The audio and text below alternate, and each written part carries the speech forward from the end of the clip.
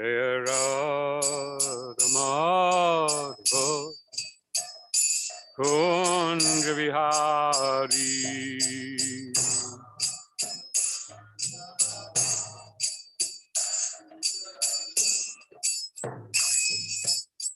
Govijana Vallabha Girivardhari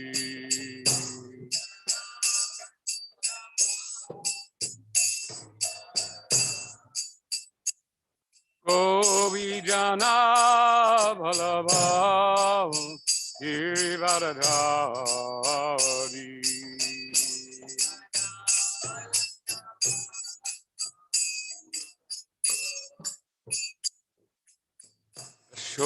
Shodanandana Vrajajana Ranjana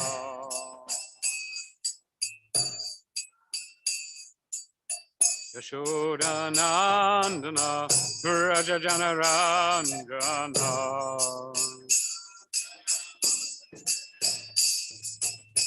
Yamunati Ravana Chari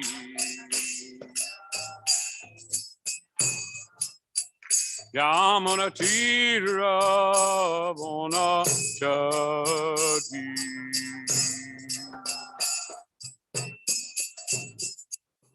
Jaya Radha Madhava Kunja Vihari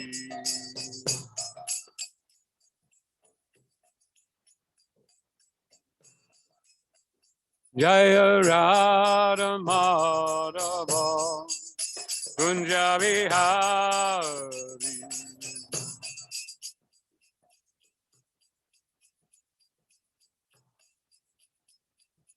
Govijana Vallabha Girivardhari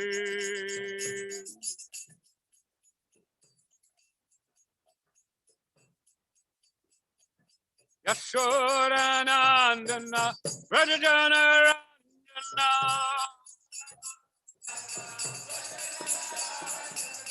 Yashodanandana Vrajajana Ranjana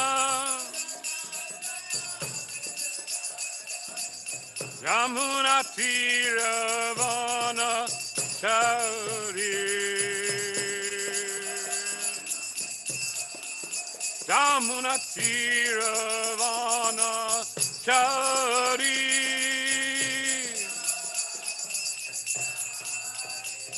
Jaya Radha Madhava Kunja Vihari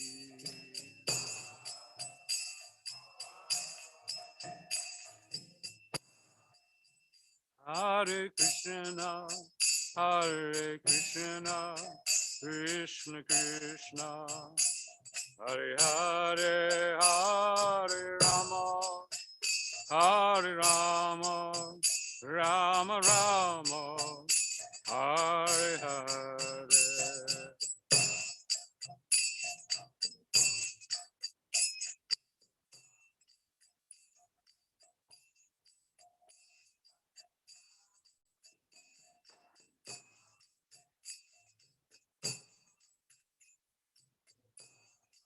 Hare Krishna,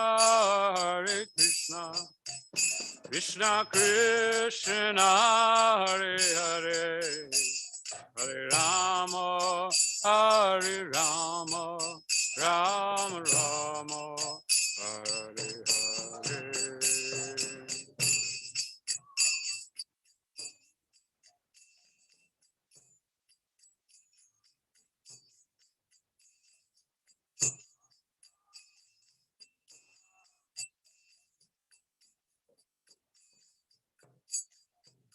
Hare Krishna, Krishna Krishna, Hare Hare, Hare Rama, Hare Rama, Rama Rama, Hare Hare.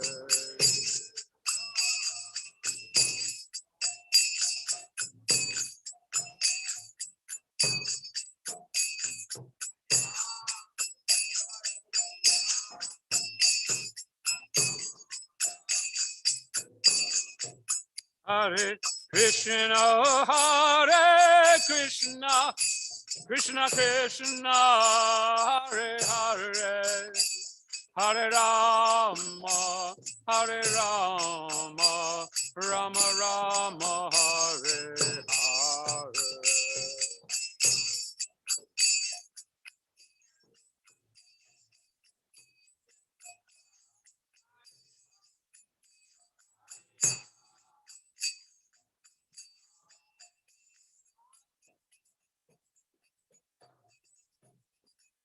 Jaya Radha Madhava Kunja Vihar Jaya Radha Madhava Kunja Vihari Om Vishnupada Paramahansa Parivajkacharsthitir Sata Shri Srimad Goswami Shri A.C. Bhaktivedanta Swami Srila Prabhupada Ki Jai Jai Om Vishnupada Paramahansa Parivajkacharsthitir Sata Shri Srimad Srila Bhaktivedanta Saraswati Thakur Srila Prabhupada Ki Jai Ananta Koti Vaishnava Vrindi Ki Jai Stan Founder Charger Srila Prabhupada Ki Jai प्रेम से कहो श्री कृष्ण चैतन्य प्रभु नित्यानंद श्री द्वैत गदाधर शिवासरी गौर भक्तवृंद की जय श्री श्री राधा कृष्ण गोप Govind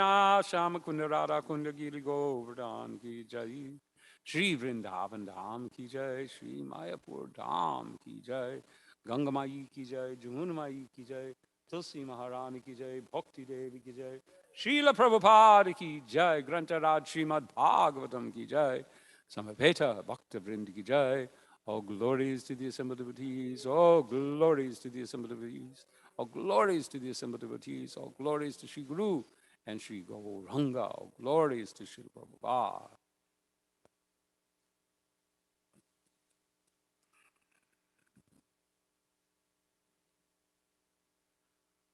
Om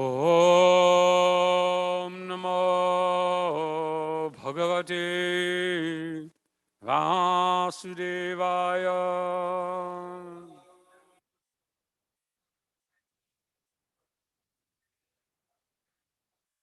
Om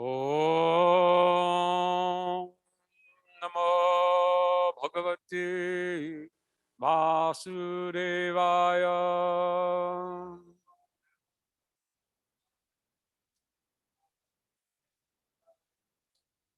Om Namo Bhagavate Vasudevaya.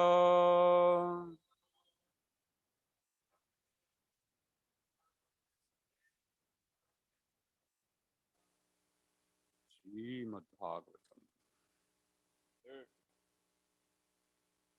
chapter 12, right? Text 23. Correct?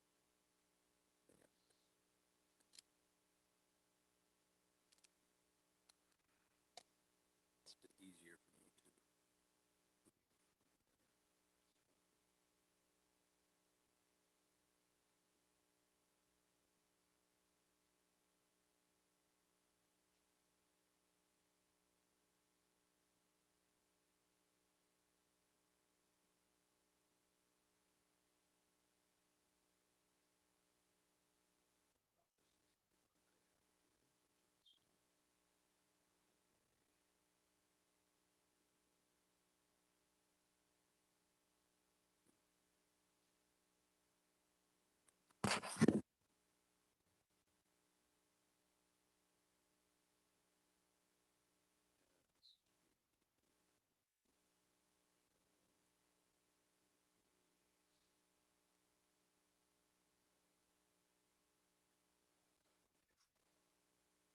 Utsangan Narado Jagye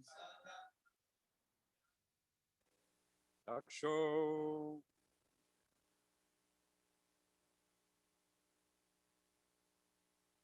Dakshon Gustat Swayambhuva Pranad Vasishta Sanjato Rigus Rati Karat Pratu Utsanga narado jagye. Dakshon gushtat swayambhuvaha. Pranad vashishta sanjato. Rigustvachi karat pratu.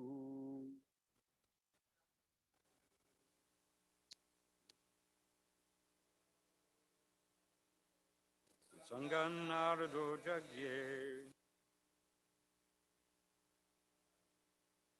Dakshon gushtat swayambhuvaha. Vashishta Sanjato Gustati Karat Pratu Sanganarado Jakye Dakshon Gustat Swayambhuvaha Jato Gustati Karat Pratu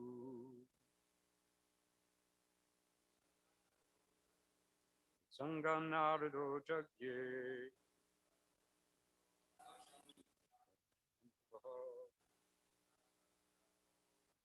Vashishta Sanjato Gustati Karat Pratu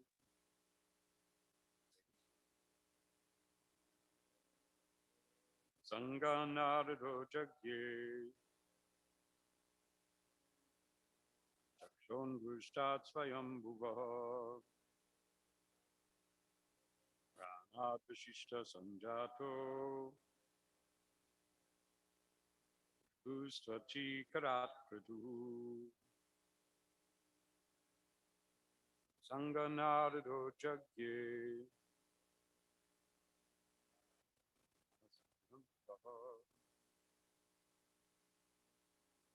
Pranat Vishishta Sanjato Gustati Karat Pratu Sangat by transcendental deliberation. Nardaha Mahamuni Narda Jagye was generated. Dakshaha Daksha Angustat from the thumb Swayambhuvaha of Brahma Pranat from the life air or breathing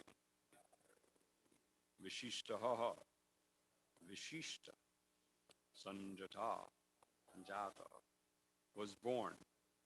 Bhrigu, the sage Bhrigu. Tvachi, from the touch. Karat, from the hand. Pratu, the sage Kratu. Translation and purport by His Divine Grace, A.C. Bhaktivedanta Swami Srila Prabhupada.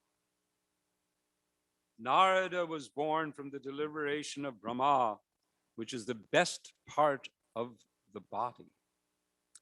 Vashishta was born from his breathing. Daksha from a thumb. Bhrigu from his touch. And Kratu from his hand. Report. Narada was born from the best deliberation of Brahma because Narad was able to deliver the Supreme Lord to anyone he liked. The Supreme Personality of Godhead cannot be realized by any amount of Vedic knowledge or by any number of penances, but a pure devotee of the Lord like Narada can deliver the Supreme Lord by his good will. The very name Narada suggests that he can deliver the Supreme Lord. Nara means the Supreme Lord, and Da means one who can deliver. That he can deliver the Supreme Lord does not mean that the Lord is like a commodity that can be delivered to any person.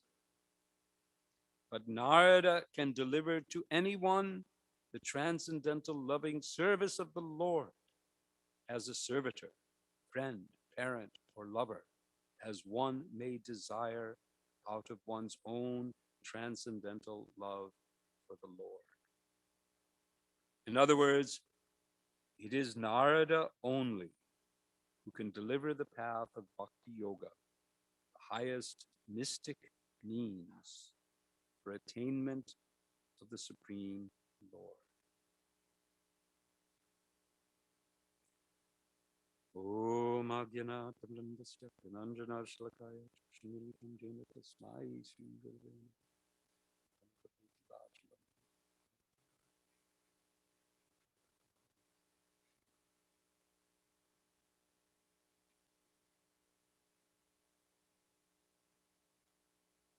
Narada Muni. Anyone seen Narada Muni? He could be here. He has been spotted from time to time by Srila Prabhupada in various places. So be on your best. He may be watching. Because he is continuously traveling throughout this Brahmanda. This verse and this purport made me think about the process of deliverance. This is the description of Narada here,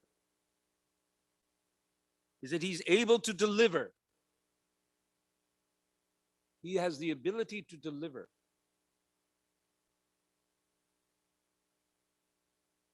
He comes through with the goods. He can deliver. In our strategic planning, we often talk about deliverables, that a group of people gathering together, they should aspire for some deliverable, something that they can give, not just talk and plan, but deliver something. And we also see the word deliver also has the connotation of being delivered.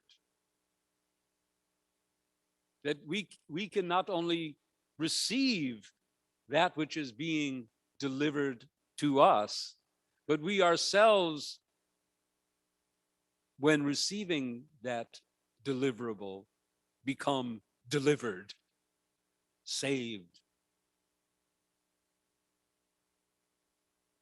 And we'll get into a little later more about the process of deliverance and who's involved.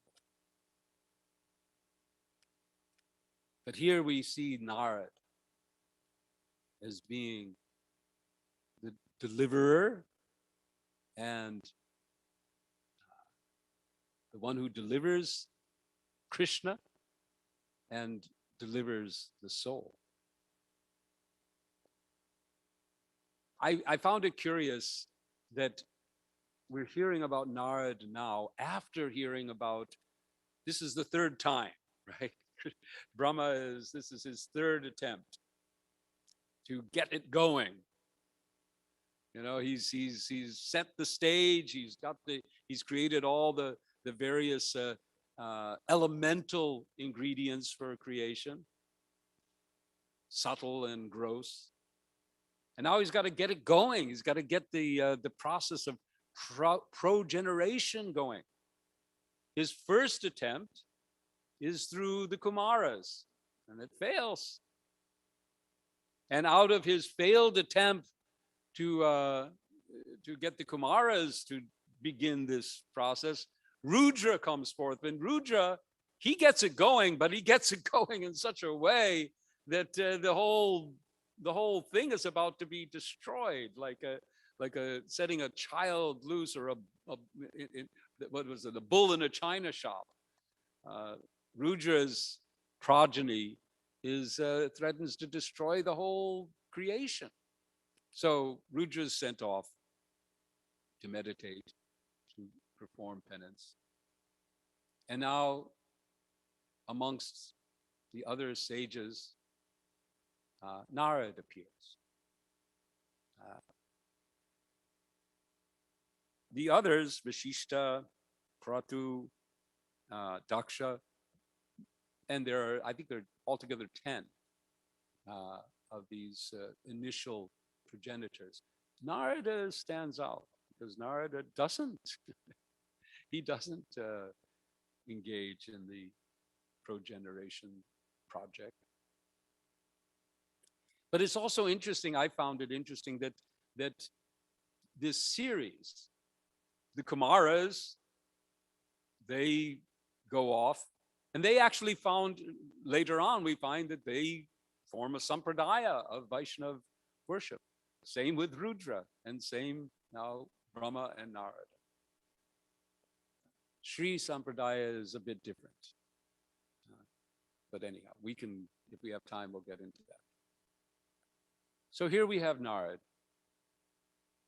delivering. And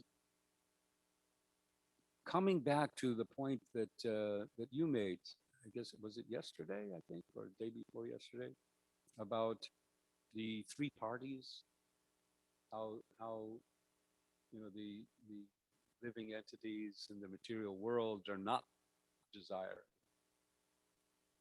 and Krishna is neutral, so a third party is required.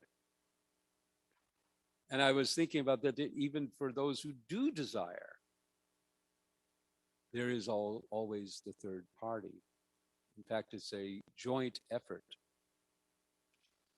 Brahmanda, because here Narada is known as being one who traverses the Brahmanda, the whole universe. And we get from the Chaitanya Charitamrita that verse, Brahmanda Brahmiti Kona Bhagyavan Jeev Guru Krishna Prasade Pai Bhakti Latati. So reflecting on the process of personalities like Narada, how they engage in delivering Krishna, and who they deliver Krishna to. This verse says, and the purport here describes Narada as one who can deliver Krishna to anyone he likes. Right? That's what Prabhupada says in the beginning. He says, Narada was able to deliver the Supreme Lord to anyone he liked. And he does. He's a very good example of Maharaj's, third party interference, especially with persons like Mrigari. Mrigari certainly was not looking for Krishna. He had no interest. And it was simply Narad's causeless mercy. He just happens to come onto, how does this happen? This is a conversation that I won't be able to give you a conclusion on. I've had this conversation with others. Well, is there no really actually, maybe Mrigari in his last life did something pious. And that's how he got, because we hear about Agyata Sukriti, that it's on account of Agyata Sukriti, that's sets one on the path. Is it truly, did Narada just show up? Is there absolutely no cause? This is a mystery, just like other mysteries. There are many mysteries in our path that we can't, what comes first? Is there some Sukriti? All of you who are out there engaged in Sankirtan. The ones who respond, is it past Sukriti that enables them to open up? And where did that Sukriti begin? Perhaps it's today when you're there and someone hears the holy name of Krishna, but does nothing about it, just walks along, but they heard. The sound vibration of Krishna's holy name entered into their consciousness. Or maybe not. People do walk around and they, sounds are all over, but we don't pay no attention to it. I don't know the answer to this, whether if someone physically is in the presence of the holy name of Krishna. I'll answer my own question. I don't have any evidence for this, but I believe the answer is that even one who is simply physically in the presence of Krishna's holy name, who physically comes into the proximity of devotees, there is some effect, and that may set the chain. Or is it simply causeless that Narada Muni shows up in the arena of Mrigari, the hunter? I don't know if we'll ever know. But the fact remains that by the presence of Narada Muni, by his sweet will, as described, because Narada Muni could have just, forget him, and walked on. Not exactly the most eligible candidate for devotional practice, and walked on. But he chose to enlighten Mrigari. He chose to give Krishna to Mrigari, and he could give Krishna. Krishna say tomar, Krishna dite par, tomara sakatiyati, Gurudev kripa bindu diya. Kripa, give your mercy. That was also yesterday, Kadambakana Maharaj was speaking about mercy. The mercy. Mercy is, by definition, it is out of the will of the merciful. It's not deserved, but it's granted out of the will of the grantor. So Narada has this capacity. But Narada is in collusion, as are all the devotees. They're in a collaboration with Krishna. And I'd like to read a little bit about that phenomena from that same verse that we just spoke about from the Chaitanya Charitamrita. This is in Madhya 19:151 CC. Brahmanda Brahmite Kona Bhagyavan Jeev. We'll also talk about this Bhagyavan. Guru Krishna Prasade Pai Bhakti Lata Bij. Translation. According to their karma, all living entities are wandering throughout the entire universe. It's interesting how Srila Prabhupada, his translation, elaborates on this. He adds purport into the translation here. Some of them are being elevated to the upper planetary systems, and some are going down into the lower planetary systems. Out of many millions of wandering living entities, one who is very fortunate gets an opportunity to associate with a bona fide spiritual master by the grace of Krishna, by the mercy of both Krishna and the spiritual master. Such a person receives the seed of the creeper of devotional service. So I'm just going to skip to the second paragraph of the purport. Krishna is situated in everyone's heart. And if one desires something, anything, Krishna fulfills one's desire. If the living entity by chance, now often in the Krishna consciousness movement, we make a very major claim. There is no chance. Nothing is by chance. I'm not sure. Prabhupada says here, by chance or fortune, comes in contact with the Krishna consciousness movement and wishes to associate with that movement, Krishna, who is situated in everyone's heart, gives him the chance. So again, we have the word chance, but now it's a directed chance to meet a bona fide spiritual master. This is called Guru Krishna Prasad. Krishna is prepared. So yes, he is neutral, but he's also prepared. He wants to bestow his mercy upon all living entities.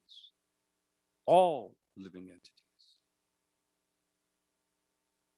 We're doing, I guess, I'm not sure if it's tomorrow. Anyway, we've just recorded, I do a series with Siddhanta Prabhu on memories of Srila Prabhupada. And in respect of the different qualities of a devotee. So the next one that we just recorded is, and is broadcast on Akadashis, is that the pure devotee works for the benefit of all living beings. And in the memories, we look upon various situations in which Srila Prabhupada is talking about insects and other living entities, that how we work for the benefit of all. So here it is, all living entities.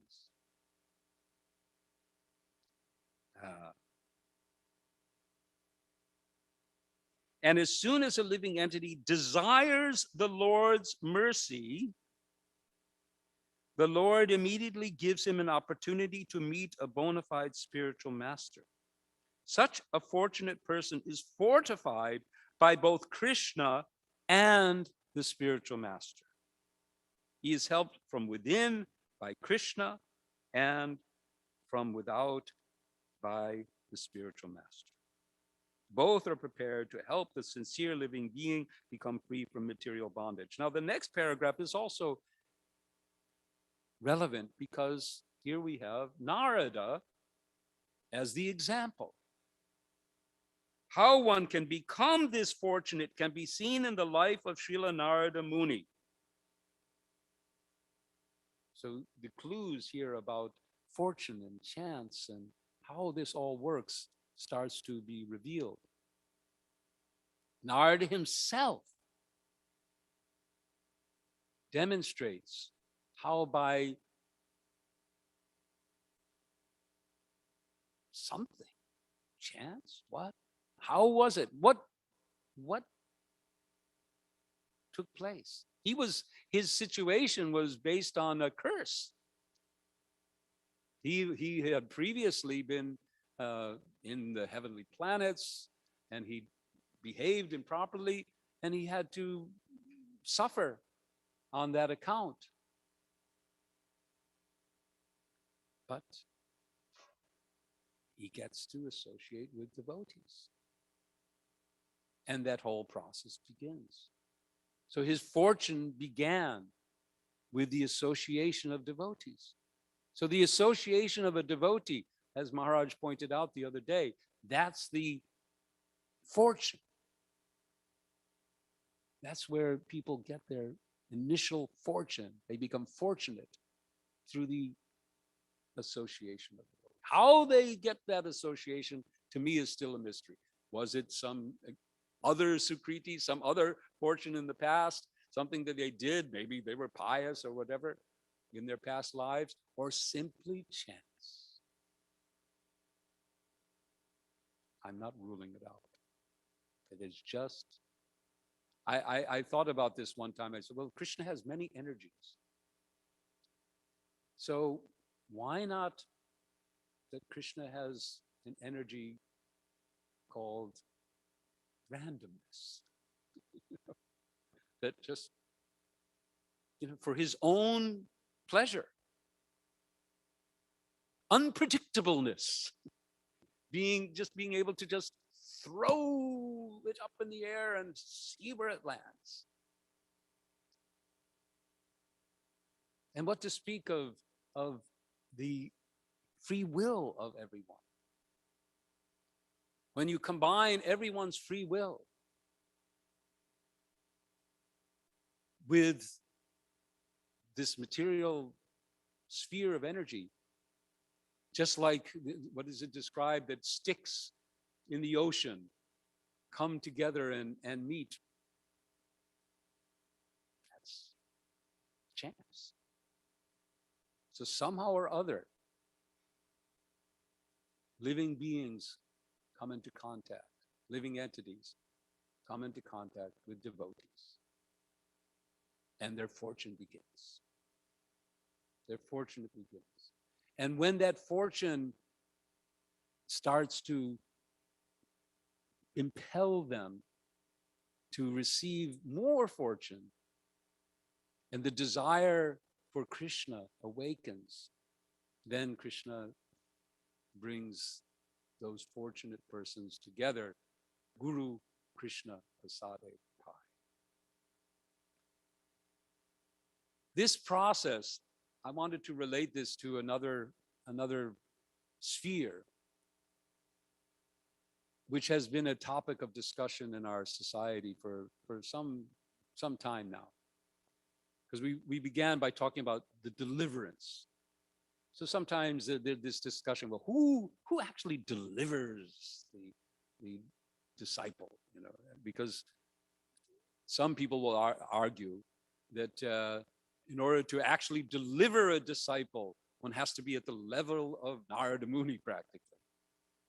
In order to, or in our case, Srila Prabhupada. And so they argue that Srila Prabhupada in our society should be seen as the deliverer of the devotee. You've heard that argument? Anyone who's heard that argument? That, you have, I've heard it. Some other people, excuse me, the argument that to deliver the soul, that the guru that can deliver like Narada Muni must be like Narada Muni, must be Uttama Adhikari, must be the topmost. And we have we just read yesterday in Nectar of Instruction, where Srila Prabhupada guides us and says, one should seek out an Uttama Adhikari to accept as a guru. Some argue that the line that Krishna's mercy descends to us through parampara, and that it must come through a direct, like an unbroken chain in order to reach us, and that if any guru or as a medium in that chain is not qualified, then the current gets blocked, so to speak. Then there is the argument that, like here, we have Krishna and Guru, that both are needed. You need to have your connection with Krishna is required, and you must have a connection with Guru, and they're like parallel tracks for a train or something to go on.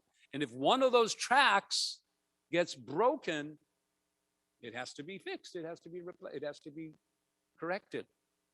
So if you have, therefore, some argue that if you accept a guru, but that guru has problems and falls down, and you have to replace him or her and get reinitiated or like that. So I was this morning brushing up, because there's another concept which has been offered, and I think it really brings this purport to light. And this was offered by, you probably know Krishna Kripa, and maybe you know Prithu Shrava's wife, Donna Kaley. You know, she lives in Boston, I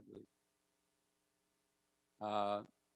So Donna Kaley has a background in electrical engineering, apparently.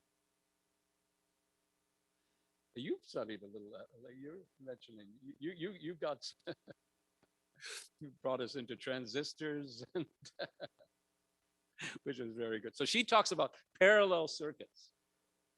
Okay, now I'm going to try, I have no background in electrical engineering. Excuse me? Okay, so you correct me if I'm wrong. But what I got from it is that with a parallel circuit, you have an energy source, a source of voltage, and then you have which contains voltage, and you have a recipient which is drawing that power. So you can set up parallel circuits so that energy, that voltage, that current travels through 1, 2, 3 or more circuits, and then combines together to arrive at its destination. You getting it? I'm okay so far? Okay. All right. And the principle is that the sum, that even if one of those circuits is removed, another circuit continues to transmit the current. And the amount of current that is transmitted by each circuit depends on the resistance in that particular circuit. So one may have low resistance and transmit a lot of current, another may have a little higher resistance and transmit less current, but together they add up, and the recipient gets, and there's a principle of that the sum is always can never be reduced. And so anyway, there'll be some compensation. So she uses this as an analogy. Krishna is the ultimate source of all mercy. Krishna dite par, Krishna saitama. That it's Krishna that is being delivered. It's Krishna's mercy. Krishna himself. He is delivering himself to us. And he delivers himself internally. He's there within us. And then he comes to us externally through gurus. So the analogy is that these work in consonance. They're parallel circuitry. And it's not that if there's a problem with perhaps a guru, that the others stop working. You see, it's not that like the other examples would say that, well, it's a series, it's a direct circuit. So if there's a break in the circuit, then it doesn't go anywhere. Or the parallel tracks, if one is broken, it doesn't work. But this analogy says that even if one of your gurus, And I'm saying one of you because Srila Prabhupada is always going to be, for us at least, in that mix of gurus. He's our founder acharya. He's going to be there. And Krishna is going to be there. And we'll have a Diksha Guru who initiates us. And we'll have many Shiksha Gurus who teach us. And together, Krishna's mercy flows to us. So the deliverance, we can't point to say that, of course we can say that Krishna is delivering us. But he chooses to work through his devotees. He sets it up like this. Guru Krishna Prasad Hai Pai. That together, the devotees from outside and Krishna within our hearts work on us to bring us back to it. And we can take advantage of the electrical phenomena of parallel circuitry. I hope I got it fairly right. That it all works together. And there have been cases, as those of you who have been in our society for some time have observed, that sometimes one of our gurus, particularly contemporary gurus, may not fully transmit the current. They may, have too much resistance in their line, their wires or whatever. So, but Srila Prabhupada's connection and Krishna's connection in our hearts will always be there. And we can go forward with that. So I thought that was another topic that connects to this topic of Narada and his capacity. And I thought that also brings us to, because when I was reading this, I was curious because Srila Prabhupada says at the end,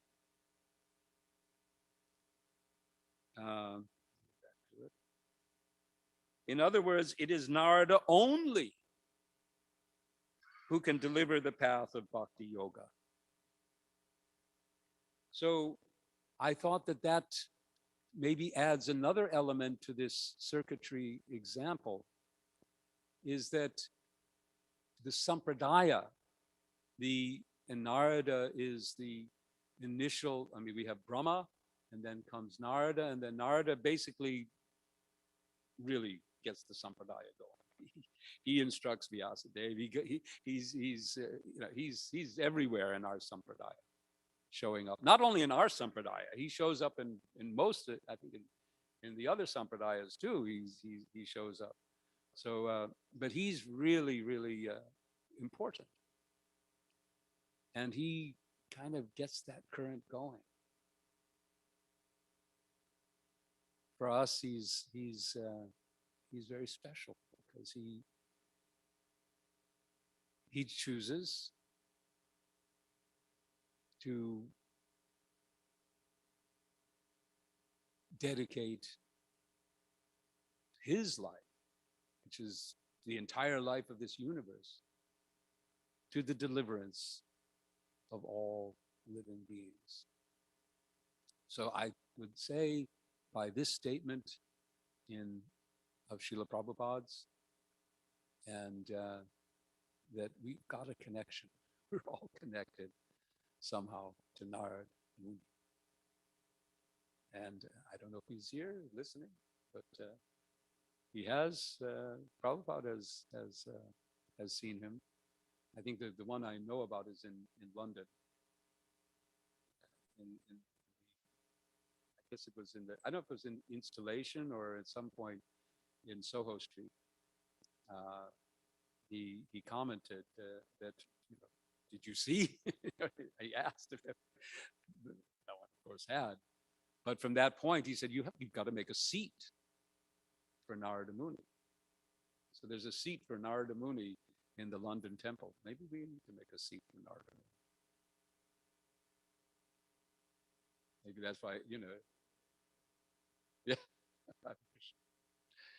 Anyway, he's transcendental.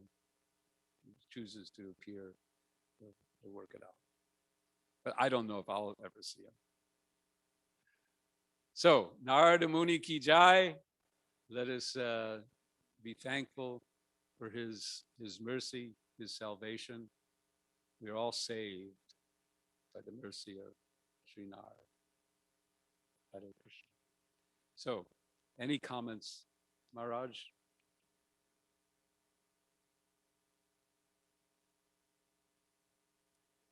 Add a little bit to what you were talking about, because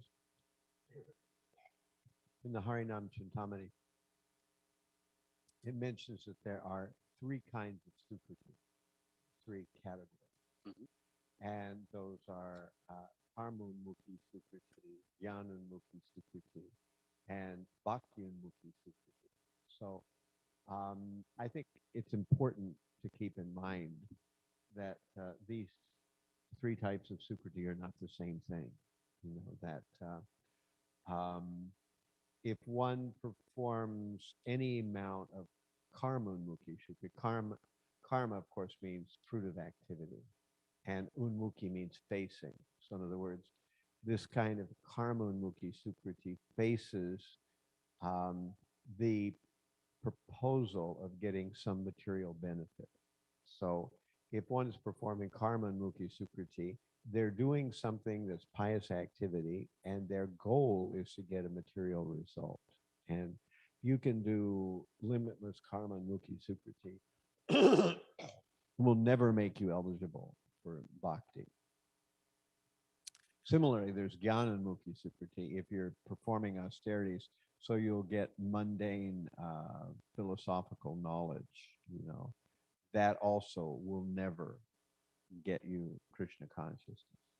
But if you're performing bhakti-unmukhi sukriti, then that is the very qualification why it get Krishna's mercy, because you're performing bhakti-unmukhi sukriti. There's a story that has been told several times, but I don't know what its source is, that Prahlad Maharaj in a previous lifetime had, wanted to meet some lady for, enjoyment in the middle of the night. And when they got together, they had an argument, so they didn't enjoy. But they happened to be in the ruins of a temple, so they decided, because they weren't interested in engaging with each other, they just clean up the temple. Temple happened to be a temple of Nrsingadev, and so, that had some effect in his next life. And I think sometimes that happens, that people spontaneously decide to do something for devotees, and Krishna does pay attention to that. That Yes. is bhakti and mukhi sukriti. They're not doing it for some other purpose, they're doing it kind of spontaneously, and then that makes them eligible to go deeper, and that's how the whole chain starts. Now in the Madhurya Kandambani, it mentions the very thing you're talking about, where it talks about how under no circumstances can bhakti be generated by any amount of pious activity. Not, but this we mean, karmanmukhi sukriti or jnanunmukhi sukriti. No matter how much pious activity you do, you'll never be eligible for bhakti. However, if you perform bhakti-unmukhi sukriti, you can't be eligible, because then the devotee comes, and the devotee can choose you out seemingly randomly, because devotees aren't Krishna, and devotees they have a mind of their own, which is not necessarily like Krishna. So there's where the randomness comes in too. That the devotee can decide, well, as for instance, Nityananda decided Jagai and Madai should be delivered. And what worse candidates could you possibly have proposed? And he talked to his partner in crime, you know, Nityananda and was it Haridas. Haridas Thakur, right? And he said, you know, we should deliver these two, and everybody knew to stay away from them, you know. And he said, because our Lord is very playful. And if we deliver these two, people will think, well, who can't be delivered, you know? That's right. And Right. so, of course, when they went there, it didn't work out the way Nityananda thought, you know. So, anyway, that's a whole story in itself. But the idea is here that the devotees can, you know, try to give Krishna to people who are disqualified for all obvious reasons, you know, and because the devotee wants, not the individual ones, but the Right. devotee wants, then Krishna, you know, thinks, oh, well, my devotee wants this person to become Krishna conscious. And of course, if a person really sincerely desires to deliver other people, which is again back to the important point that devotee sincerely desires, he can move Krishna to give unrestricted mercy to people who have no desire. Still, the person can reject it, but depending on how intense that mercy is, a person might just make that first step towards Krishna consciousness, you know, where up to that moment they had no pious activity. It's said that Prabhupada, a devotee once asked Prabhupada, you know, Prabhupada, what pious activities did we do to become Krishna consciousness? And Prabhupada simply replied, I made your pious Exactly. activity. Yes. So in that way. Yeah. You know. So I think your analogy, I really liked it, the idea that the current flows through different, you know, pathways, you know, using the electrical analogy, you know, that we get delivered by our Diksha gurus and our Shiksha gurus, and if one is wanting or somehow whatever, then it comes down. Of course, the current comes directly from Krishna. It comes through the parampara. That's why we need the parampara.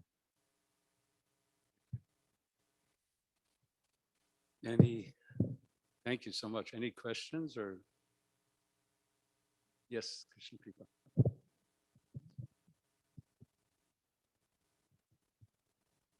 You were talking about how whether how much the Harinam benefits people who aren't even listening. There's an amazing statement that apparently Smita Krishna Swami recalled that Prabhupada told the devotees that when the Sankirtan party goes down the street is never the same. When people go down the street in the future, they will become purified. In the future? Yeah. Wow, Krishna. It's not just if they were Hare Krishna. So it's that powerful. That powerful. Wow. The atoms. Just the atoms are continuing to they've been, but there's, what is the sympathetic, there's something where, you know, yeah, like radiation, they've been irradiated. And you know, that's yes, exactly. Yeah, Hare Krishna. And I decided I would search Srila Prabhupada Lilamrita for Narada.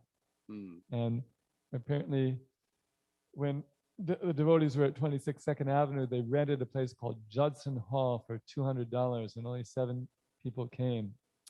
And Roy Ram apologized. We invited you here and almost no one came. But Prabhupada raised his eyebrows and said, no one? You did not see Narada? You did not see Lord Brahma? Then there's the chanting of Hare Krishna. Even the demigods come to participate. Hare Krishna. So, anything, anyone? Yes, yes, Gopal. You were mentioning about the holy name. I was just remembering the verse from the first canto, first chapter, verse number 14, where it says that living beings who are entangled in the complicated meshes of birth and death can be freed immediately, even by unconsciously chanting the holy name of Krishna, which is feared by fear personified. And Prabhupada, in the last sentence of the purport, says that the transcendental name of Krishna, even though uttered unconsciously, or by force of circumstances. Yes. So where the Harinam party is just blaring the holy name in your face by force of circumstance, can help one obtain freedom from the hurdle of birth and death. Harinama ki jai.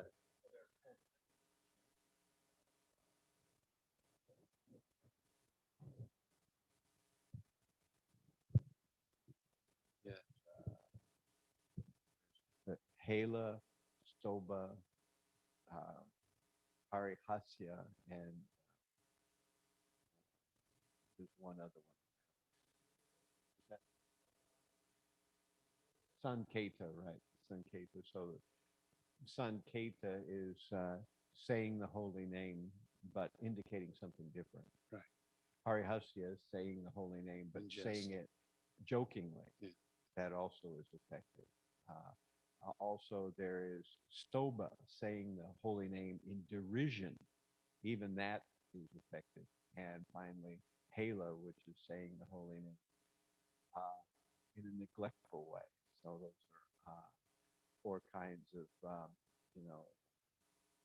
Namabas. What's that? Namabas. Namabas, right. The four types of namabas. So, of course, so that's why sometimes when people joke, that we're passing by, they're also making, or, people who are, the receptionist at Ramada Inn, she says Rama, all the time. So she is actually being purified, and there's those who, those Hare Krishnas, those people are being benefited. And of course, even if we chant neglectfully, we are still getting mercy. But, that doesn't mean that we'll get the highest goal. We're still a Namabas. We have to go higher than that. I sometimes think, we should all be wearing hats. I have one, Hare Krishna hats, Right. And they read it, because reading it and then it appears in the mind, it's just, anyhow.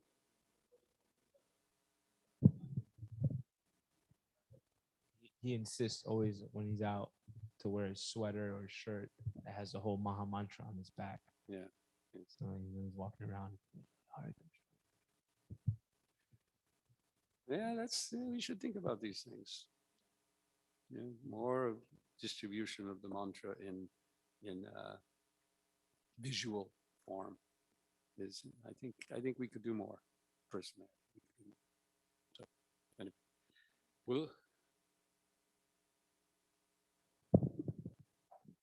Often on Harinam, sometimes people get excited and are dancing with us, and I couldn't count on my hands the amount of times people come up to me and say, "What is it you're chanting?" And sometimes we have the banners, or if there's a card, that's good. But often, they don't actually know what we're chanting, and so we have the visuals that also really. Yeah, I'm very much in favor of visuals, but anyway, we'll work on that. Here we go. You see, right there. Yeah. Yes. Thank you, everyone. We'll end because it's time. Hare Krishna, Krishna Krishna, Hare Hare, Hare Rama, Rama Rama, Hare Hare. Jai Shri Prabhupada.